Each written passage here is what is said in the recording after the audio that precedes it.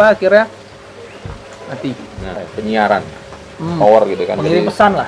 Pengirim pesan. Mengirim pesan. Bapi ini dia punya glember. Oke. Biasanya kalau di sungai itu glember ini ditaruh gini, kupu-kupu gitu untuk menarik ikan datang. Oh, itu pakai mancing ikan Ya, itu. gitu. Oh, baru tahu.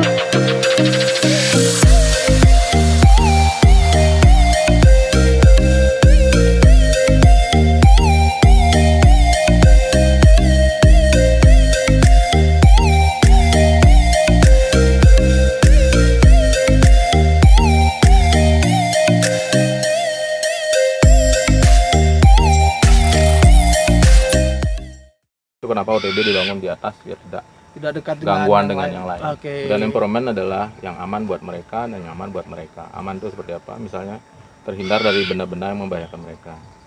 Oke. Cairan yang berbahaya, kemudian ya, benda-benda tajam dan lain sebagainya. Karena kan kalau seperti ini misalnya kita terikat ya, Iya. kita kondisikan di lingkungan kita. Iya. Nah, itu kenapa perch-nya itu saya tidak pakai yang tinggi. Oke. Karena dia bisa tergantung dan berbahaya. Oh, Ceper-ceper semua. Iya. Ya kan? Saya tidak pernah membuat dan dia lebih nyaman di block perch. Kan perch itu banyak ya, angkanya banyak. Ada yang T, ada yang bow, ada yang block seperti ini. Nah, burung hantu lebih nyaman dengan itu. Dia bisa tidur di atasnya, tapi nggak boleh tinggi. Nggak boleh. Alasannya nggak boleh tinggi? Bisa gantung. Oh, kegantung kakinya bisa. Gantung. Oke. Karena kecuali untuk display yang kita tungguin. Oh, jadi kita tahu lah ya Kita ketika lagi nunggu nih, lagi isi makan, Ya. gitu ditungguin, taruh boleh. Itu saya punya yang tinggi.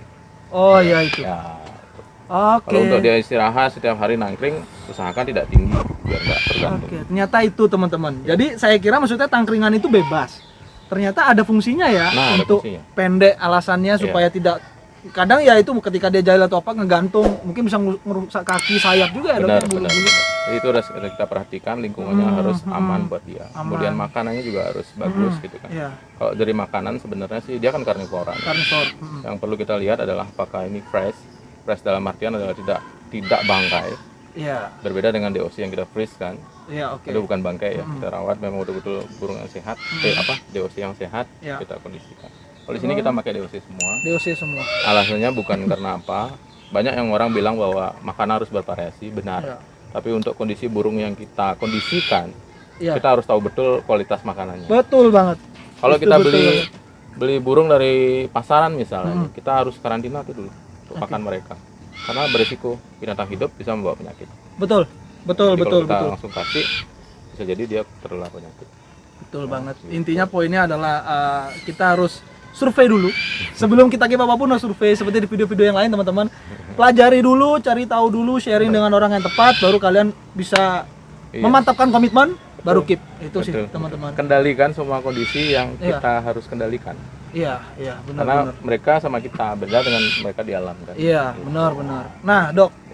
Kalau untuk kita bicara ini kan konservasi ya, Dok ya.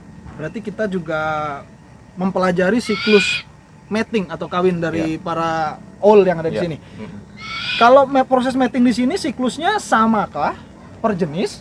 Sama, Hampir sama semua. Biasanya di bulan-bulan atau tergantung?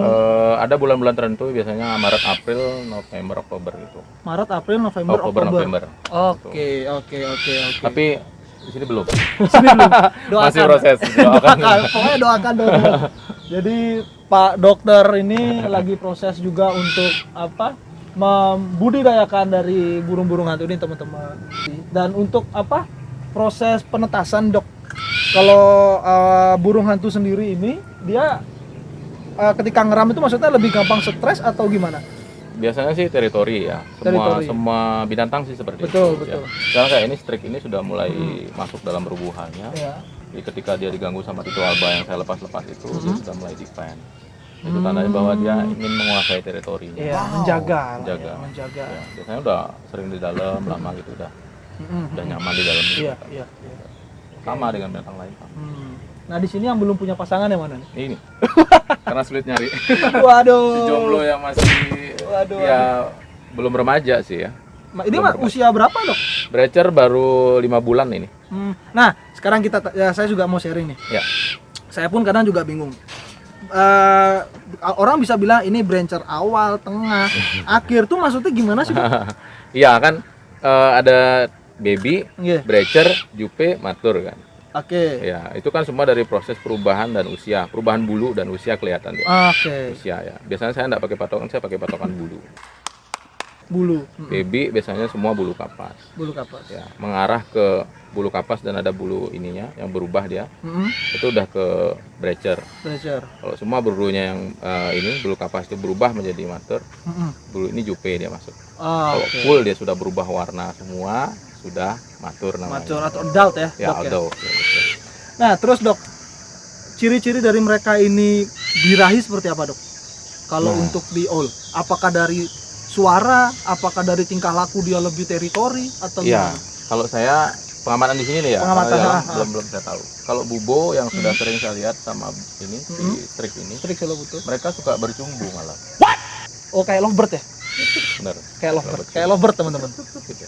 Saya ada beberapa video yang saya shoot sendiri karena ini tempat pengamatan juga teman-teman. Betul. Jadi breeding saya suka nongkrong dan saya ngamati sendiri suara, karakter mereka gitu. Kemudian biasanya si jantan sudah mulai apa? Nyepeh-nyepeh kayu itu loh. Diambil sama dia, kemudian dia dekati yang betina gitu. Suka sisikin bulunya yang betina. Terus tanda-tanda mereka sudah dekat ya. Klop ya, match, udah jodoh. ya kurang lebih hampir kayak lovebird lah ya. Mirip. Mungkin kalau kita tahu kan teman-teman Mirip. lebih umumnya di lovebird. Nah, Ya, kurang lebih sama. cuman saya belum pernah lihat mereka kawin. Iya. Nanti kalau ada nah. Nah, kayak gini teman-teman. Nah, kayak gini nih, kayak gini. Jadi ini kalau misalkan dia tinggi, bahaya. tergantung teman-teman. Setidaknya kalau pendek dia masih bisa mijak bisa ya, balik Dok tuh. ya. Dia masih Bisa bisa balik balik gitu.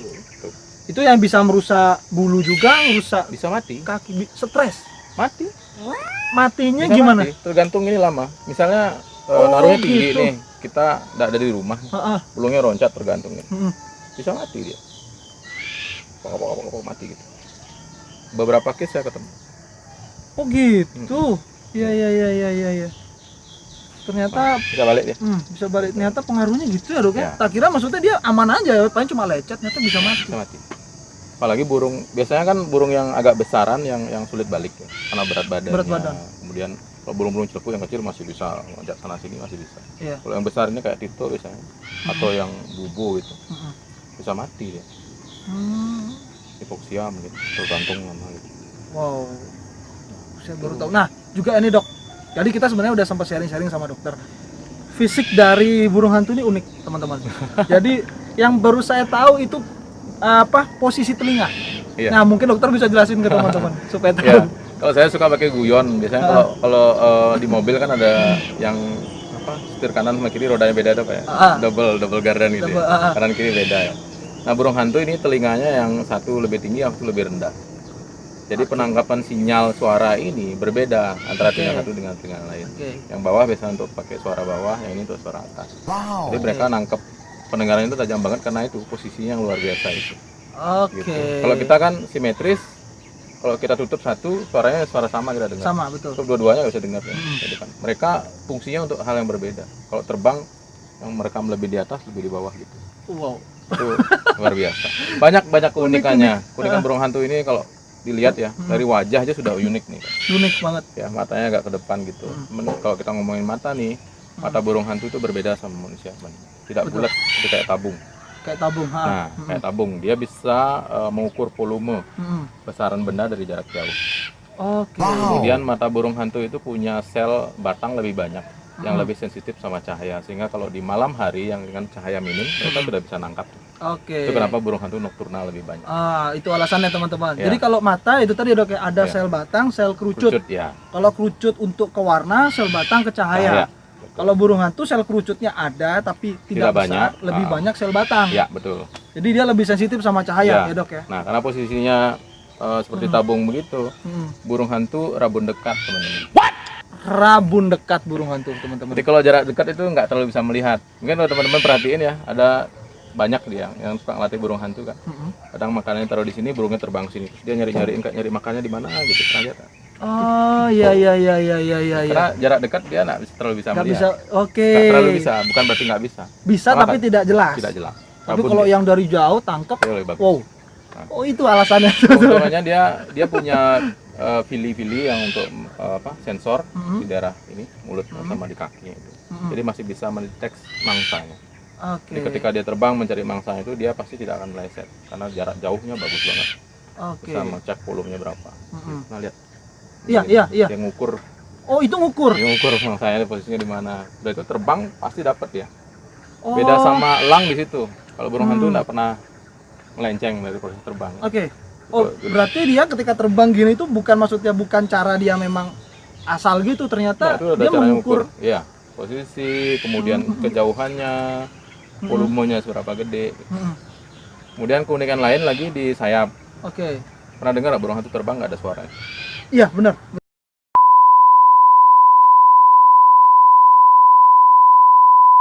Teman, sorry tadi ada sedikit kendala. Jadi biasa elektronik ya dok. Jadi ada perpanas-panasan. Jadi istirahat dulu kamera tadi. Padahal hujan ya? Padahal hujan dingin kok bisa panas. Jadi kita lanjut teman-teman. Tadi dokter menjelaskan tentang sayapnya dia kalau misalkan patah mungkin ada human error atau gimana. Iya.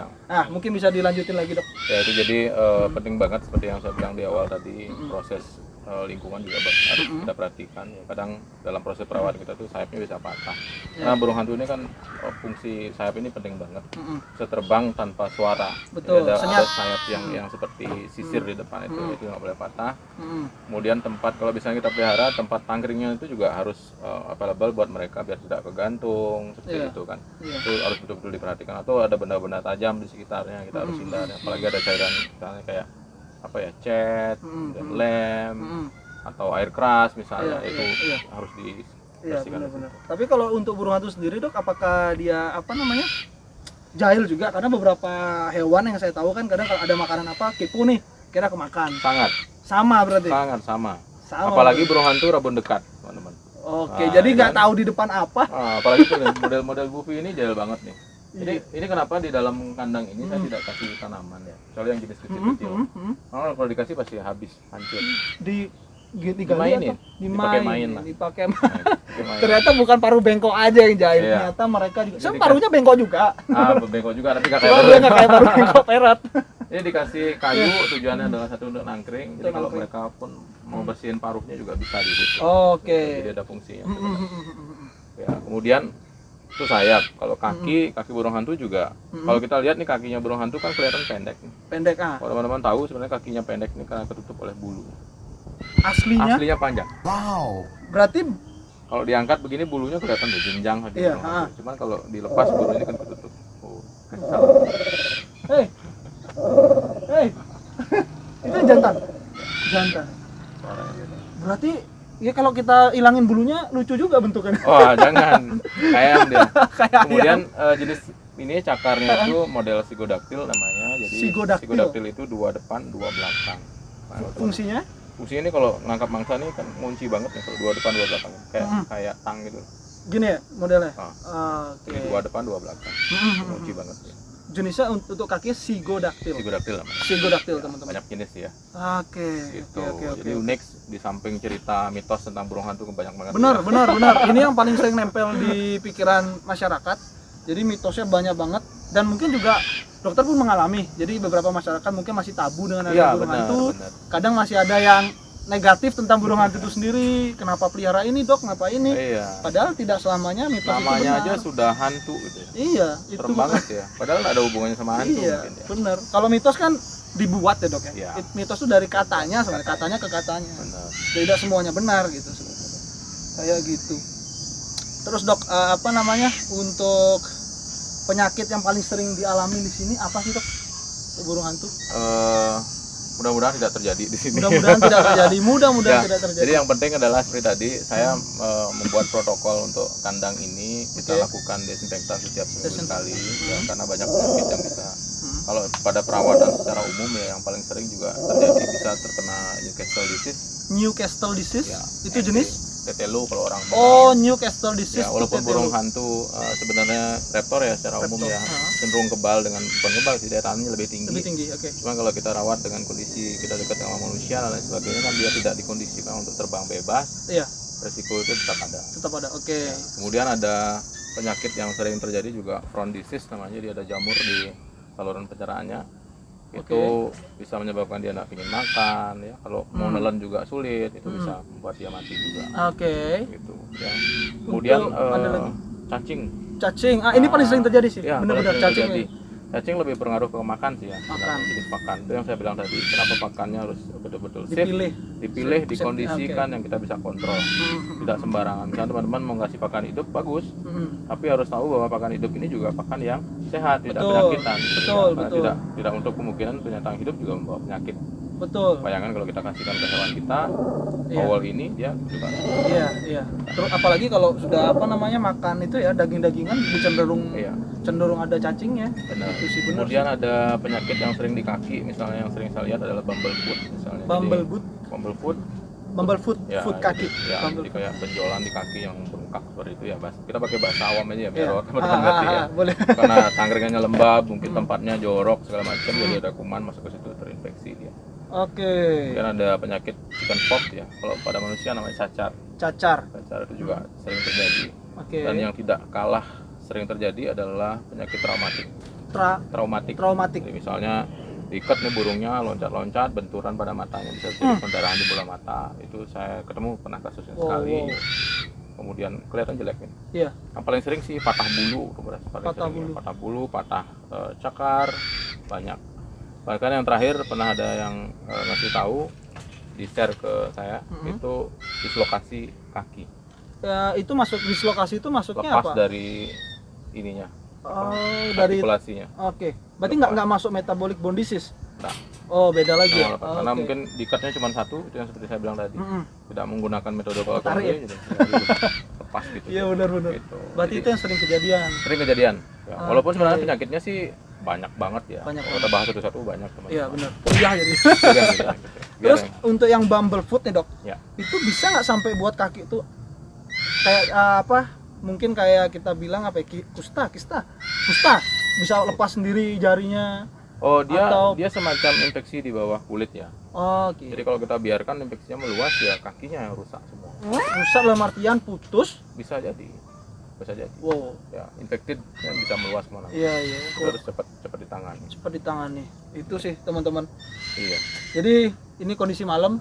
Kata dokter nanti. Jadi yang saya bilang tadi, jadi ini kan tempat konservasi. Jadi teman-teman dari POI itu kadang bukan kadang sih, sering ya dok ya, Sering. lepas Tito Alba Iya, teman-teman. Tito Alba yang paling sering kita Tito lepas Alba. karena Tito Alba sering dipakai sama petani untuk berburu Betul, tikus. Ya, betul. jadi kita kondisikan di Rubuha. Di Rubuha, yang di atas ini. rumah burung hantu. Rumah burung hantu. Sombong amat. Iya, Singkatannya istirahat di Rubuha. Kalau dulu orang bilang namanya glodok gitu. Gelodok, iya. Kotak tempat rumah burung hantu Rubuha. Mm-mm. Itu kita kondisikan untuk dilepas liarkan di alam. Iya. Biasanya sih mereka balik malam ya. Nggak tahu kalau Iya. hujan ini balik apa enggak. Ini katanya ntar biasanya di atas muter kalau kita lagi rame, kalau nggak rame nangkring. Nangkring. Ini kayu-kayu di atas teman-teman mungkin lihat, ini tempat tangkringan si Tito Alba yang dilepas teman-teman. Iya. Jadi banyak ya, udah berapa ekor udah dilepas dok? Udah ada 10-an. 10-an ya. Dan ada komen dari warga sekitar, apalagi yang punya sawah itu terbantu. Saya belum tahu ya, karena kita belum pernah Langsung survei ya, nanya ya. belum pernah melakukan itu. Kemudian tapi yang jujur ya di awal saya melepas ini banyak yang merasa takut karena mitos tadi. Karena mitos tadi. Oke. Kok ada burung hantu malam-malam. Kalau di Bali Tito Alba dibilang cak namanya. Cak. Itu kalau ada suara cak biasanya tanda ada orang meninggal. Oke. Jadi bunyi ya cicak. Oh benar. Itu mitos juga. Mitos juga. Jadi waktu pertama saya Iya, lepaskan 2 pasang itu ada yang nanya. Oke. "Itu rumahnya kok banyak burung dantul datang."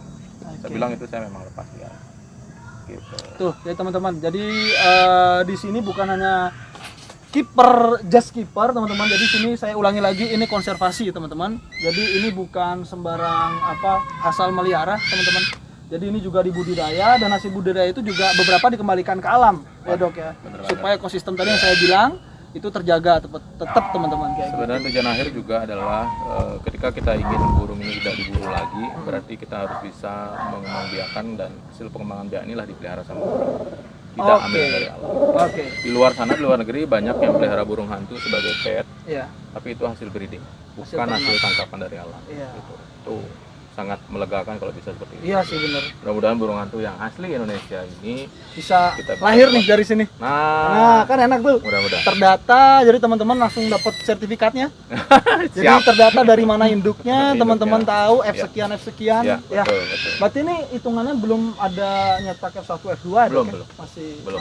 tahapan. Ya, Ya kita akan doakan. ke situ. Doakanlah teman-teman Mudah-mudahan. semoga semuanya kecapai lah impian dari teman-teman POI untuk budidaya dari burung hantu itu sendiri dan menjaga ekosistem di alam, teman-teman. Jadi itu dia teman-teman. Jadi ini sebenarnya hujan. Ini dokter hujan-hujanan, saya nggak enak sebenarnya. Jadi ini hujan, ini udah malam juga. Terima kasih dok, udah ngizinin kita kesini ke Old Tower Bali, teman-teman. Jadi teman-teman kalau mau sharing, dokter ada Facebooknya? Ada, kita punya page-nya Old Tower Bali, ya teman-teman. Ada di Instagram juga, tapi itu connected Instagram. Instagram sama Instagram ya connected. Biasanya saya share edukasi tentang owl di situ. Kemudian tentang Old Tower Bali dan POI juga saya share. Itu teman-teman. Terus untuk event-event ke depan dok, apakah akan ada nih gathering ramenya kita nih teman-teman dari Owl? Ingin sih sebenarnya keinginan kita adalah seperti yang saya bilang tadi, saya tidak mau konfrontasi untuk membuat mereka memahami bahwa konservasi itu sangat penting ya teman-teman. Mungkin burung hantu sekarang masih banyak, tapi kalau terus diburu akan habis juga. Betul, sama aja. Jadi lebih baik kita bersatu. Keinginan saya mudah-mudahan tahun depan ya terwujud ya sama teman-teman POI Bali, kita membuat All Indo All Over Gathering di Bali. Jadi nanti ada edukasinya di situ, ada seminarnya tentang burung hantu dan segala macam, bagaimana mengelola dengan baik, kemudian dari perizinan BKSDA dan segala macam. Kemudian kita akan memberikan semangsih membuat apiary dan rubuha yang banyak di Kebun Raya Gianyar. Ditunggu teman-teman. Rencana. Semoga terrealisasi dok, semoga terrealisasi. Itu teman-teman, jadi pembahasan panjang apa singkat sih sebenarnya? Panjang ya, panjang banget ya. Asik kalau bapak dokter soalnya langsung melihat cantik-cantik semua burung hantunya. Jadi itu aja teman-teman, sekian video dari kita. Pak Eko mungkin mau masuk, nggak apa-apa. Ini langsung nggak apa-apa. Kita aja sama kiper. Pak Eko ini kipernya. Nggak apa-apa. Ayo Pak. Jadi biar tahu teman-teman, yang bantu dokter juga di sini. Kelihatan di kamera aja. Udah gitu lah. Pak Eko dia yang ngerawat tempat ini setiap hari teman-teman, dari bersihin, dari kasih makan ya. Gitu. Saya dibantu sama dia untuk kiperin tempat ini. Nah itu teman-teman. Jadi biar teman-teman tahu siapa di balik juga Pak Dokter ini, ada Pak Eko. Saya dulu Pak. Itu dia teman-teman. Sekian video dari Exhibito TV. Jangan lupa komen, like, subscribe dan nyalakan lonceng notifikasi kalian supaya kalian tahu video-video terupdate dari kita. See ya, thank you. Bye.